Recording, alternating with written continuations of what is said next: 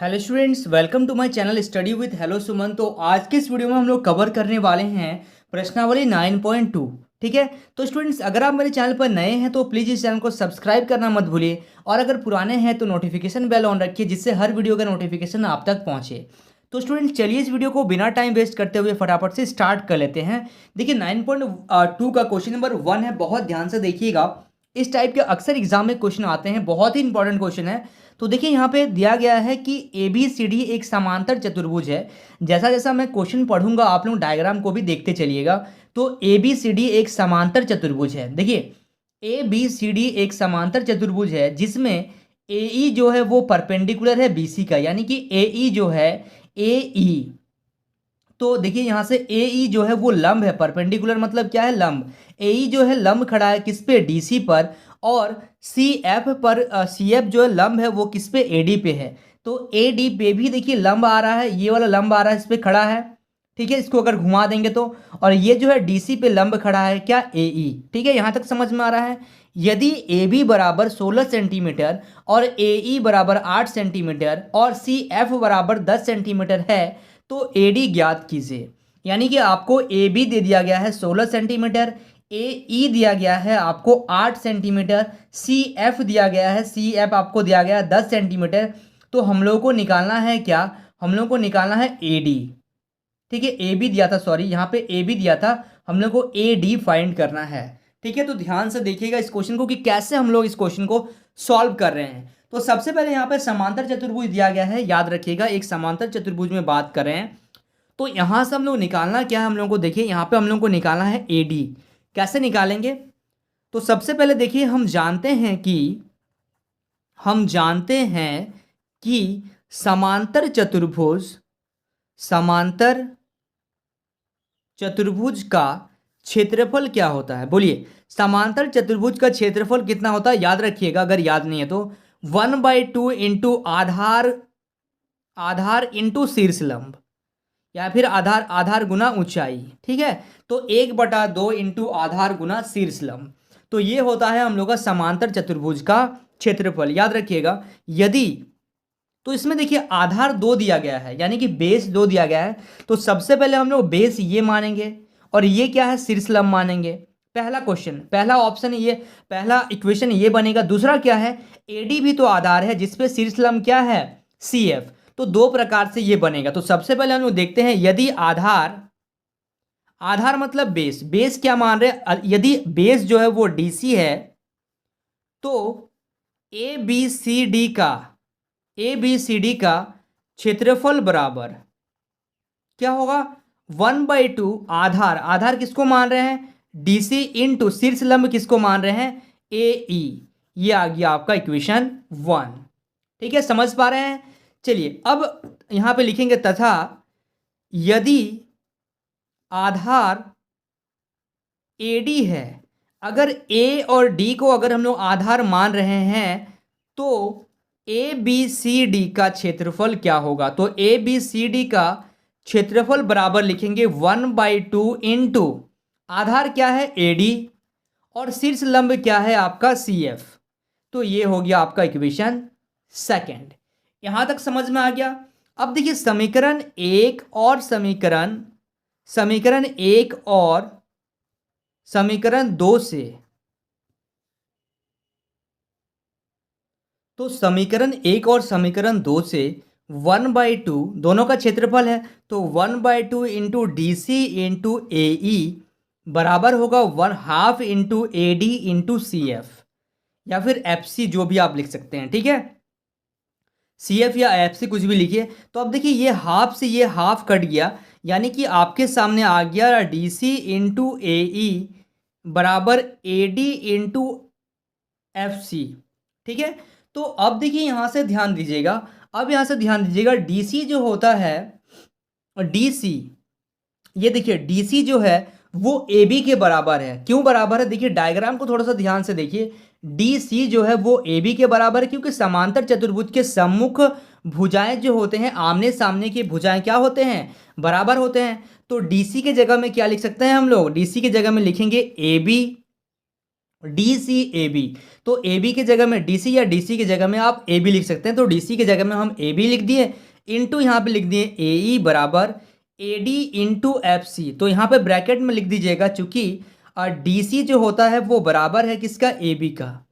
तो अब A B का वैल्यू कितना दिया गया है क्वेश्चन में, देखिएगा ए बी का वैल्यू है 16 गुना ए ई का वैल्यू है 8 बराबर ए डी नहीं मालूम, ए डी तो निकालना है, और एफ सी कितना है 10। अब इसको हम लोग सॉल्व कर देंगे, हम लोग का आंसर आ जाएगा। तो यहाँ पे हो गया 16 गुना 8 बराबर ए डी इंटू 10। तो मैं यहाँ पे बता रहा हूँ, देखिए ध्यान से देखिएगा यहाँ पे, ठीक है। तो देखिए 16 इंटू 8 यहाँ पे लिख रहा हूँ मैं, ए डी इंटू 10 बराबर 16 गुना 8। तो क्या हो जाएगा यहाँ पे, ए डी बराबर 16 गुना 8, और ये गुना में है, जब उस पार लेके जाते हैं तो क्या हो जाता है, भाग में आ जाता है। अब इसको आप काटिए, ये कितना हो जाएगा, 2 का पहाड़ा में ये हो जाएगा आपका, या फिर आप ऐसे इसको अगर नहीं भी काटेंगे तो भी चल जाएगा। 16 टे 128 यानी कि 12.8 सॉल्व करेंगे तो अतः लिखिएगा ए डी बराबर कितना आ गया, 12.8। ठीक है, ये आ गया आपका फाइनल आंसर। देखिए कितना सिंपल सा क्वेश्चन था, बहुत ही नया है क्वेश्चन आपके लिए। तो इस क्वेश्चन को एक बार उतारिए और फिर अपने से एक बार ट्राई जरूर करिए, और ये फॉर्मूला याद रखिएगा, ठीक है, कि समांतर चतुर्भुज का जो क्षेत्रफल होता है वो क्या होता है, हाफ इंटू आधार इंटू शीर्षलंब। ठीक है, चलिए so students please note down this question. अब हम लोग देखते हैं क्वेश्चन नंबर सेकंड। देखिए क्वेश्चन नंबर सेकंड को ध्यान दीजिएगा। यदि ई एफ जी और एच क्रमशः समांतर चतुर्भुज ए बी सी डी की भुजाओं के मध्य बिंदु हैं, तो दर्शाइए कि एरिया ऑफ, ए आर मतलब क्या होता है, एरिया, ठीक है, area of E F G H जो है वो आधा होगा किसका, area of A B C D का। ठीक है, यानी कि देखिए ई एफ जी एच जो है एक समांतर चतुर्भुज की भुजाओं के मध्य बिंदु है। एक समांतर चतुर्भुज है ए बी सी डी, और ए बी सी डी का मध्य बिंदु है ई एफ जी एच। तो हम लोग को बताना है कि ई एफ जी एच जो है वो बराबर होगा half of A B C D का, ए बी सी डी का हाफ होगा। ठीक है, ये हम लोग को प्रूव करना है। तो ध्यान से देखिएगा इस क्वेश्चन को।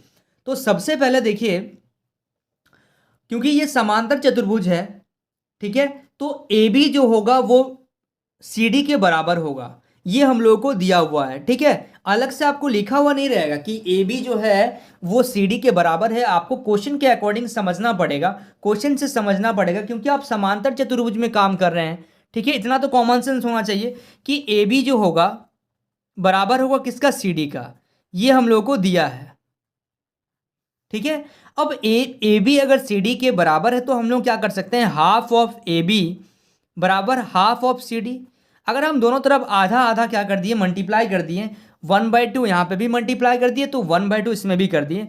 तो अगर हाफ ऑफ ए बी जो है वो बी ई के बराबर है, देखिए अगर ए बी ये क्या है, मध्य बिंदु है, तो ए बी का मध्य बिंदु ई है, यानी कि आधा अगर ए बी करेंगे तो वो बी ई के बराबर होगा, यानी कि हाफ ऑफ ए बी बराबर हम लोग लिख सकते हैं बी ई, यानी कि बी ई जो होता है वो ए बी का 2 गुना होगा, क्योंकि हम लोग बोल रहे हैं कि ए बी का मध्य बिंदु ई है, यानी कि ये मिडिल पॉइंट में है। तो जब हम लोग बी ई का बात करेंगे तो वो आधा होगा किसका, ए बी का। तो 1/2 ए बी की जगह में हम लोग लिखेंगे बी ई, और 1/2 सी डी के जगह में हम लोग क्या लिखेंगे, सी डी के जगह में लिखेंगे सी जी।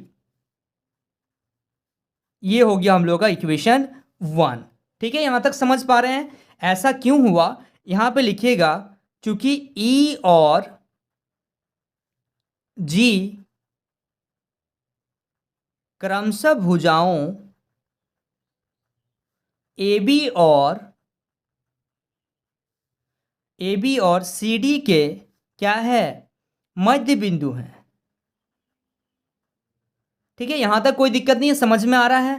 तथा अगर बी जो है सी जी के क्या है, बराबर है, तो हम लोग यहां से क्या बोल सकते हैं कि बी ई जो होगा वो पैरेलल होगा किसका, सी जी का। ये इक्वेशन 2 ये कहां से आ रहा है, क्योंकि ए बी जो है वो सी डी के पैरेलल भी है और बराबर भी है। अब हम लोग यहां से बात कर लेते हैं समीकरण 1 और समीकरण 2 से। समीकरण एक और समीकरण दो से क्या मिल रहा है आपको? जब BE बराबर है CG का और BE पैरेलल है CG का, इसका मतलब ये होता है कि BEGC जो चतुर्भुज है वो एक समांतर चतुर्भुज है, यानी कि आमने सामने के भुजाएं क्या है? बराबर है। तो यहाँ पे लिखेंगे BEGC जो है एक समांतर चतुर्भुज है। अतः अतः अगर ये समांतर चतुर्भुज है तो आपको याद रखना है कि AR जो होगा, यानी कि एरिया ऑफ GEF बराबर होगा किसका? हाफ ऑफ एरिया BEGC का। ये हो गया इक्वेशन थर्ड। अगर कोई भी चीज़, अगर कोई चतुर्भुज क्या है, बी जो है वो CG का क्या है? पैरेलल भी है और बराबर भी है, तो इसका मतलब हम लोग बोल सकते हैं BEGC जो है एक समांतर चतुर्भुज है। इसका मतलब ये हुआ कि GEF ये जो त्रिभुज है, ये जो एरिया ऑफ BEF जो है वो आधा होगा किसका? पूरा इस चतुर्भुज का आधा है। ये आता है आपका इक्वेशन थर्ड से। ठीक है, ये क्यों हो रहा है देखिए, अब मैं यहां पे आपको पूरा डिटेल लिख दे रहा हूं। यदि एक त्रिभुज और एक समांतर चतुर्भुज, यदि एक त्रिभुज और एक समांतर चतुर्भुज एक ही आधार, क्योंकि आधार इसका क्या है? बेस क्या है? एक ही है, तो एक ही आधार और एक ही समांतर, एक ही आधार और एक ही समांतर रेखाओं में, समांतर रेखाओं के बीच स्थित हो तो त्रिभुज का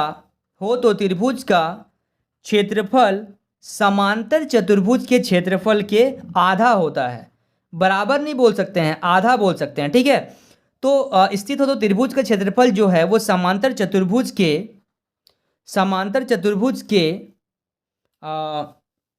क्षेत्रफल, समांतर चतुर्भुज के क्षेत्रफल का आधा होता है। ठीक है, ये याद रखिएगा। अब ध्यान से समझिए, यदि एक त्रिभुज और एक समांतर चतुर्भुज, ठीक है, यानी कि एक त्रिभुज और एक समांतर चतुर्भुज, एक ही आधार, ये कोना कोनी हो जाएगा पूरा, एक ही आधार, आधार क्या है? ये वाला, एक ही आधार और एक ही समांतर रेखा, यानी कि एक ही समांतर रेखा के बीच स्थित हो तो त्रिभुज का क्षेत्रफल जो होता है वो आधा होता है किसका? चतुर्भुज का क्षेत्रफल से। ये याद रख लीजिएगा आप लोग, ये बहुत इंपॉर्टेंट है, ध्यान दीजिएगा इस पे। ठीक है, तो इसीलिए हम लोग कर रहे हैं एरिया ऑफ GEF क्या है? बराबर है half of area of BEGC का, यानी कि एक त्रिभुज का जो एरिया है वो आधा होगा चतुर्भुज के एरिया का। तो ये हो गया आपका इक्वेशन थर्ड। अब हम लोग इसी प्रकार क्या करेंगे, इसमें काम करेंगे, नीचे वाला चतुर्भुज और त्रिभुज को देखेंगे, सेम टाइप का क्वेश्चन बनेगा, इसमें सेम टाइप का सॉल्यूशन बनेगा। अभी हम लोग क्या किए? अभी हम लोग ऊपर का पार्ट को कवर किया, अब हम लोग नीचे का पार्ट को कवर करेंगे। ठीक है, चलिए यहां तक आप लोग नोट करिए, ये आधा क्वेश्चन बना है। अब हम लोग आधा बनाते हैं नेक्स्ट पार्ट में। ठीक है, तो अब इसका नेक्स्ट पार्ट हम लोग यहां पे कर रहे हैं। अब यहां से हम लोग लिखेंगे इसी प्रकार ए बी जो है, कौन सा ए बी किसके बराबर है? CD के बराबर है, ए बी बराबर CD। और हाफ ऑफ ए बी जो होगा, दोनों तरफ अगर हाफ ऑफ कर दें, हाफ ऑफ करने से क्या होगा? आधा आधा करने से ये होगा कि हम लोग क्या लिख सकते हैं? हम लोग लिख सकते हैं कि हाफ ऑफ ए बी जो है वो किसके बराबर है? वो आपका AE के बराबर है। और हाफ ऑफ CD जो है वो किसके बराबर है? DG के बराबर है। ये आ गया आपके सामने इक्वेशन 4। ठीक है, यहां तक समझ में आ रहा है? और ये जो इक्वेशन 4 है ये कैसे आ गया? यहां पे आपको लिखना पड़ेगा कि E और G क्रमशः भुजाओं AB और CD के क्या है? मध्य बिंदु है। ठीक है, तो ई और जी जो है क्रमशः भुजा ए बी और सी डी के क्या है, मध्य बिंदु है। तो यहां से देखिए, तो यहां पे अब आगे लिखेंगे हम लोग, तथा ए ई जो होगा वो पैरेलल होगा डी जी का। ए बी जो है सबसे पहले देखेंगे पैरेलल है किसका, डी जी का। ये आ गया इक्वेशन 5। और ये ऐसा क्यों हो रहा है, क्योंकि ए बी जो है वो पैरेलल है सी डी का। सेम टाइप का कर रहे हैं, जो हम लोगों ने ऊपर किया था वही नीचे कर रहे हैं। अब हम लोग सॉल्व करेंगे समीकरण 4 और समीकरण 5 से, ठीक है। तो समीकरण 4 और समीकरण 5 से बी ई जी सी जो है एक क्या है, समांतर चतुर्भुज है, ठीक है, समांतर चतुर्भुज है। अब देखिए बी ई जी सी, ये तो हम लोग देखिए, अभी तो हम लोग नीचे का बात करें तो यहाँ पे बी ई जी सी नहीं होगा। यहाँ पे क्या हो जाएगा, यहाँ पे हो जाएगा आपका ए डी जी ई। लिखिएगा ए डी जी ई एक क्या है, समांतर चतुर्भुज है। अगर ये एक समांतर चतुर्भुज है, इसका मतलब क्या होगा, यहाँ पे लिखिएगा अतः एरिया ऑफ किसका, G E H, area of G E H जो है वो हाफ है किसका, area of A D G E का। ये हो गया आपका इक्वेशन 6, ठीक है, यहां तक समझ पा रहे हैं। तो ये त्रिभुज है, त्रिभुज में क्या होता है, जी ई एच जो है वो हाफ है किसका, area of A D G E का। ठीक है, यहां तक समझ में आ गया। अब हम लोग क्या करेंगे, इक्वेशन 3 जो हम लोग नेक्स्ट इसमें देखे थे, इक्वेशन 3 जो था वो क्या था, ऊपर वाला त्रिभुज और चतुर्भुज के बारे में बात कर रहे थे, और इसमें क्या कर रहे हैं, नीचे वाला त्रिभुज और चतुर्भुज के बारे में बात कर रहे हैं। अब इन दोनों को क्या कर देंगे हम लोग, तो यहाँ से करेंगे समीकरण 3 और समीकरण 6 को जोड़ने से, अगर दोनों को जोड़ दिया जाए तो हम लोग ये बता पाएंगे कि एरिया ऑफ, अगर इन दोनों को जोड़ दिया जाए, देखिए डायग्राम को थोड़ा सा ध्यान से देखिए, अगर इसको, इस त्रिभुज को और इस त्रिभुज को अगर जोड़ दिया जाए तो ये क्या बन जाएगा, एक चतुर्भुज बन जाएगा, और ये भी एक क्या बन जाएगा, चतुर्भुज बन जाएगा, ठीक है। तो ये चीज समझ पा रहे हैं आप लोग। तो ये आधा चतुर्भुज और ये आधा चतुर्भुज मिलके पूरा समांतर चतुर्भुज बन जाएगा। तो यहां पे अब हम लोग लिखेंगे कि समीकरण 3 और समीकरण 6 को जोड़ने पर, समीकरण 3 और समीकरण 6 को जोड़ने पर, समीकरण 3 में क्या था, area of G E F plus area of G E H, ये बराबर है half of area of B E G C plus half of area of किसका, ए डी जी ई का, ठीक है। तो इसका मतलब ये हो गया, इसका मतलब ये हो जाएगा कि जी ई एफ और जी ई एच ये दोनों को अगर मिला दिया जाए तो ये बन जाएगा आपका ई एफ जी एच बराबर half of area of B E G C A D G E, यानी कि दोनों में तो हाफ कॉमन आ गया, और इन दोनों को अगर मिला दिया जाएगा तो एक बड़ा चतुर्भुज बन जाएगा, समांतर चतुर्भुज बन जाएगा, यानी कि ए बी सी डी। तो यहां से देखिए area of E F G H जो है वो बराबर है half of area A B C D का, ठीक है। ये समझ में आ गया। ये था आपका question number 2। So students please note down this question. So students I hope आपको इस वीडियो से काफ़ी कुछ सीखने को मिला होगा। वाकई अगर आप इस वीडियो से कुछ सीखे हैं तो इस वीडियो को लाइक करिए, हमारे चैनल को सब्सक्राइब करिए, और इस वीडियो के एंड में कमेंट करना मत भूलिए। तो स्टूडेंट्स मिलते हैं नेक्स्ट वीडियो में, तब तक के लिए बाय।